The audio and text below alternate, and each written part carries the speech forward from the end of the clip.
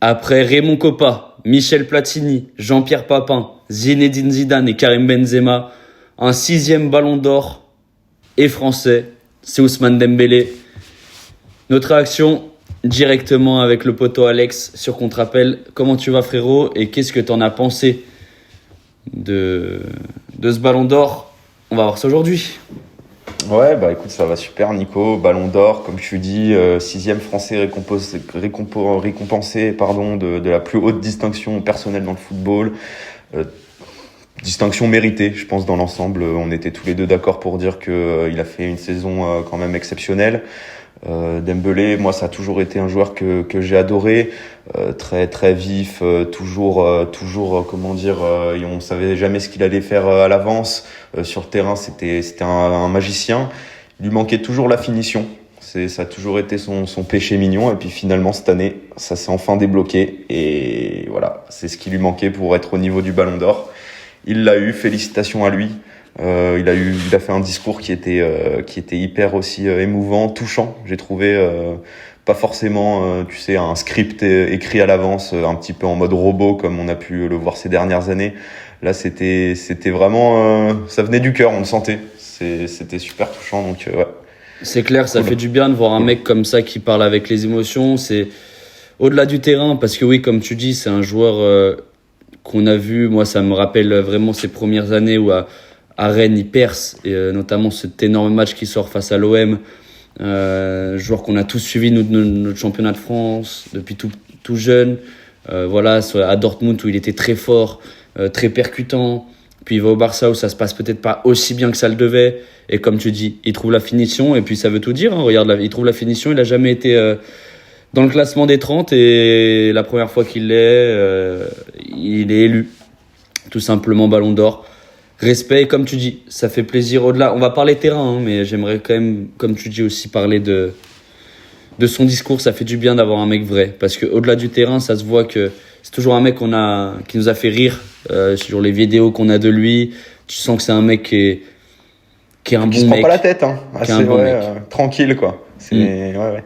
Donc ouais, ça m'a fait du bien aussi de voir que voilà, le foot n'était peut-être pas totalement aseptisé de partout et qu'il restait quand même des personnalités auxquelles on peut s'attacher. Donc c'est ouais, Dembélé, bravo, rien à dire. Saison méritée, un nombre de buts, de passes D, de contributions décisives importantes. Son replacement en numéro 9 qui a changé la trajectoire du PSG. T'avais d'autres joueurs qui auraient pu le mériter également. Mais content pour Ousmane. Et puis ce discours aussi m'a eu totalement. Et je pense qu'après avoir eu ce discours, il n'y a pas beaucoup de monde qui est contre le fait que ça soit un mec comme ça qui le gagne, quoi. Non, je pense que personne peut vraiment dire que c'est pas mérité. Bien sûr, on peut citer peut-être des autres noms qui ont fait aussi une saison exceptionnelle, comme Yamal, Rafinha, que moi je mettais dans le trio là de tête. On en reviendra un petit peu après si on va dire notre classement. Donc ils ont fait aussi des saisons exceptionnelles, mais voilà, Dembélé, c'est une récompense comme on a dit d'une saison exceptionnelle, de la première Ligue des Champions du Paris Saint-Germain, quatre trophées majeurs. Donc non, il y a rien à dire. Je pense que si on est un peu honnête, on peut pas vraiment critiquer ce Ballon d'Or. C'est clair. Et puis un mec qui a eu des galères au Barça, on sait que niveau comportement, assiduité, blessure, ça a été compliqué.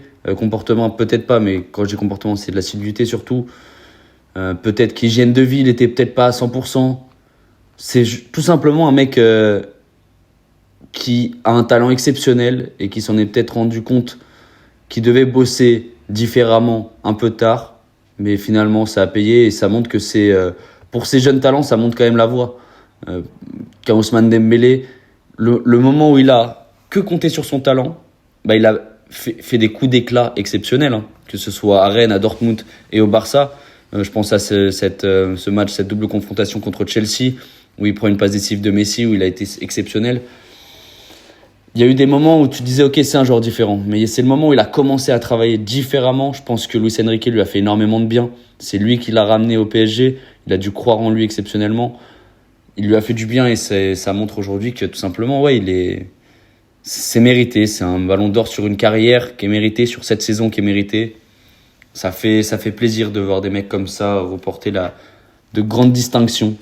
Et bravo à Dembélé. On va pas bouder notre plaisir, c'est un Français. C'est toujours exceptionnel pour le foot français, pour la visibilité de notre pays. Cette cérémonie qui est vue dans le monde entier, qui a un impact quand même énorme, même auprès des jeunes, des jeunes qui commencent à regarder le foot. Ça fait rêver le Ballon d'Or. Nous, on est tous passés par là avec l'époque Ronaldo-Messi, où on attendait de voir à chaque fois qui allait le remporter entre les deux. Et c'est toujours un moment spécial dans une saison. Donc non, c'est cool pour le foot français et pour la France. Donc, puis ça fait aussi du bien de voir que beaucoup de joueurs le méritent.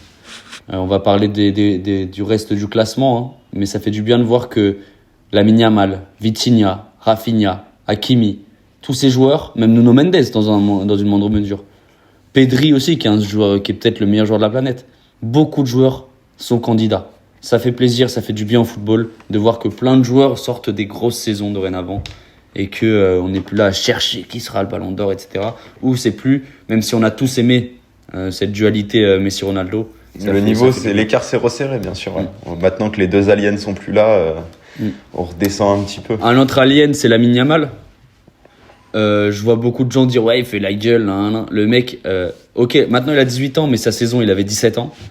Faire deuxième faire deuxième du Ballon d'Or pour une saison que tu as fait à 17 ans, parce que c'est pas ce qu'il a depuis ce qu'il a fait en août là, depuis qu'il a 18 ans qui fait qu'il est Ballon d'Or ou non. C'est ce qu'il a fait toute la saison dernière. Faire deuxième du Ballon d'Or à 17 ans, mon poteau, faut se lever. Faut se lever tôt. C'est exceptionnel. Et bravo. Non, Yamal, c'est un joueur un petit peu pareil que Dembélé dans le profil. On sait jamais ce qu'il va faire. C'est un magicien.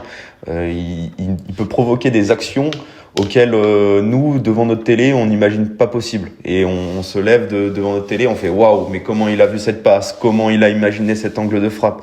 C'est vrai que c'est des joueurs comme ça qui nous font allumer la télé, qui font que ce sport est si magnifique. Et puis non, forcément, il devait être déçu. C'est un compétiteur hors pair. S'il arrive à ce niveau-là, c'est qu'il a une mentalité de champion. Donc bien sûr qu'il aurait aimé le gagner, ce trophée. Mais c'est aussi un exemple, je trouve, pour lui, de montrer que c'est un exemple. Une voie à prendre. De ok, ton talent est exceptionnel. T'as peut-être plus encore de talent qu'Ousmane Dembélé, alors que Ousmane Dembélé, faut pas le catégoriser juste sur son pressing, etc. C'était un talent générationnel en équipe de jeunes. Générationnel. Bien sûr.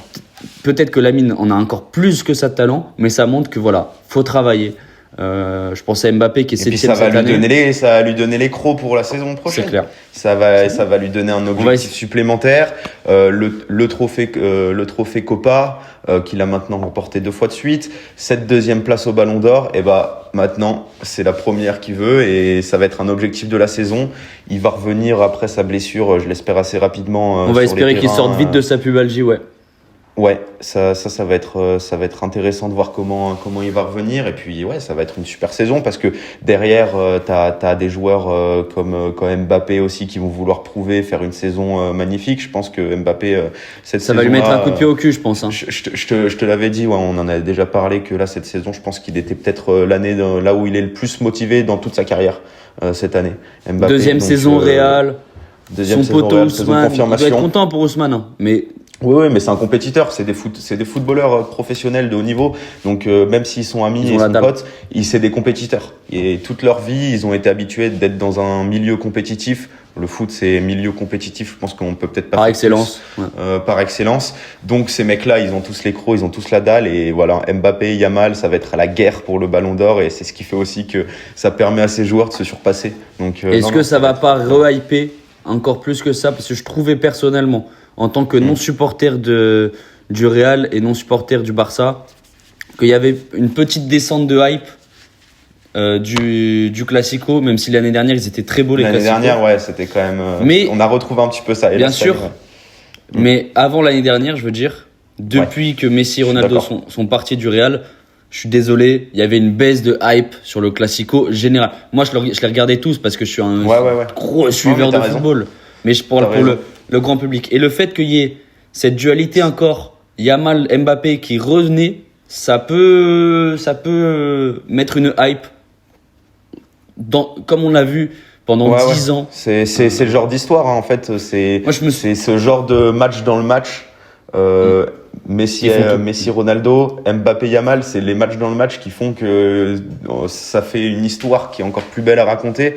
Et je trouvais, comme tu dis, t'as raison, avant l'année dernière, ça avait été un peu baissé. Je trouvais que c'était Liverpool-Manchester City qui a fait un peu pris la place plus haut sommet. Le match de l'Europe, ouais. Le match de l'Europe, je trouvais que c'était un peu, c'était peut-être de 2019 à 2022, c'était les Liverpool-City qui étaient vraiment les plus gros matchs. Et là, cette année et puis l'année dernière, on a un petit peu rebasculé sur la Liga. Je pense. Donc, je trouve que ça va être super intéressant à suivre cette saison. On a hâte parce que je sais pas on va pas en parler 1000 ans, mais tu vois, je me souviens dans les clubs de foot, moi dans mes clubs de foot, ça regardait le Classico, ça organise des soirées pour le Classico, etc. Ouais, c'était fou. C'était quelque chose. C'était incroyable. Et si cette hype revient encore plus que l'année dernière. Grâce à cette dualité Yamal-Mbappé, on est tous très contents et je pense que les deux numéros 10 en plus, t'as un truc. Deux numéros 10, non mais il y a des trucs, hein. Il y a des histoires là. Il y a plein de choses à raconter donc c'est cool. C'est deux destins qui se croisent. Et... On voit aussi la puissance de la Première Ligue sur cette liste du Ballon d'Or. Cole Palmer 8e, Mohamed Salah 4e. Qu'est-ce que t'en penses? Alors, plusieurs choses. Palmer, je l'aurais jamais mis dans le top 10. J'aurais changé déjà avec Pedri, tu vois, premier truc. Pedri pas dans le top 10, c'est honteux. Ouais, ça c'est vraiment honteux pour moi. Après, ça reste anecdotique tout ce qu'on dit là, hein, parce que le plus important c'est le premier, mais c'est sûr. Mais Pedri hors du top 10, moi je trouve ça scandaleux. Quand tu mets un mec comme Palmer qui, a fait une super Coupe du Monde des clubs, mais qui a fait une bonne saison avec Chelsea, mais c'est une équipe qui en championnat n'a pas gagné de titre, qui n'a pas gagné de titre en anglais. Donc non, je trouvais que Palmer, je l'aurais mis 11-12e et Pedri 7-8e, tu vois, si je devais faire ça. Ensuite, deuxième. Achraf 6e aussi. Hein. Bon, on va continue sur Salah peut-être, non? Ouais, Salah. Moi, je trouvais bien positionné. Je l'avais, mis dans mon classement 4 ou 5. J'hésitais avec Hakimi 4, Salah 5 ou Salah 4, Hakimi 5.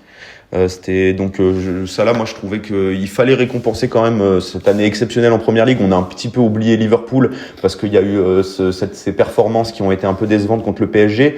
Mais au-delà de ça, si on prend la régularité de la saison, et c'est aussi ça le Ballon d'Or, je pense que c'est bien de revenir sur ça, c'est la régularité de toute une saison. Et Salah a été très très performant dans le meilleur championnat et le championnat peut-être le plus compétitif du monde. Il a fait une saison tout simplement exceptionnelle. Et je pense que comme tu dis, c'est clairement sûrement la meilleure saison de sa carrière sur le profil individuel.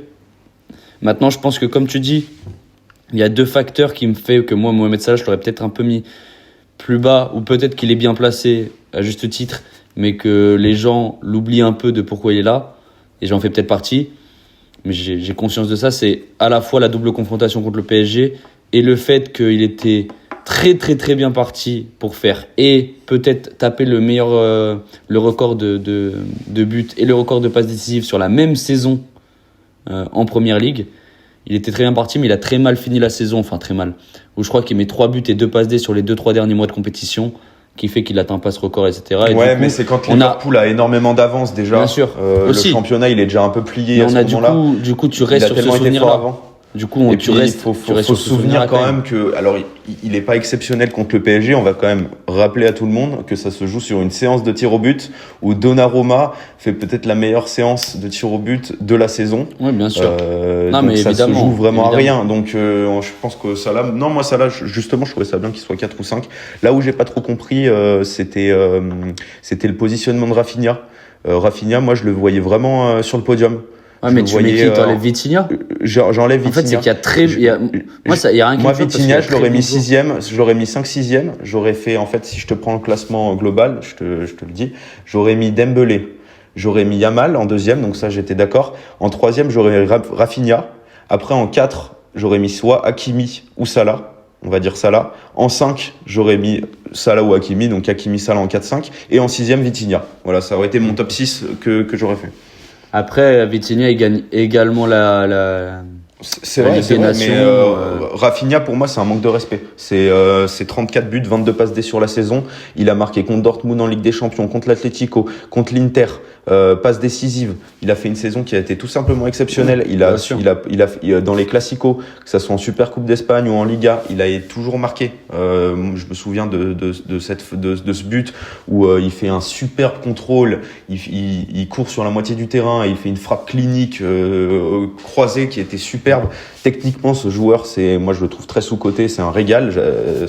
Rafinha, c'était peut-être jamais j'aurais pensé qu'il arriverait à ce niveau-là. Et le MIP de la saison, sans largement. Contestation. Largement. Et il faut pas oublier que quand Yamal a loupé quelques mois de compète, un moment, c'est Rafinha qui était le patron de cette équipe. Le patron, c'est lui qui a claqué les buts sur but sur but. Donc pour moi, ça valait une 3 ou 4e place, allez, on va dire.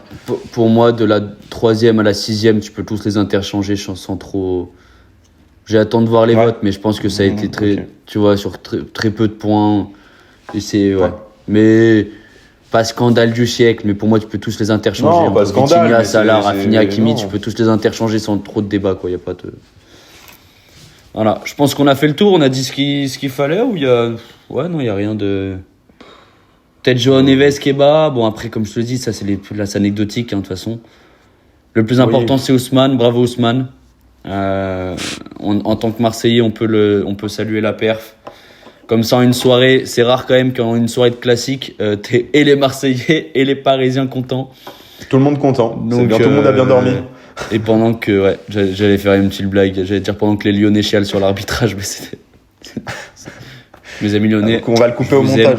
Je vais recevoir un DM de Hugo, c'est sûr, de mon poteau qui va me dire. Gros bisous les Lyonnais. Voilà, on a fait le tour. Bravo Dembélé.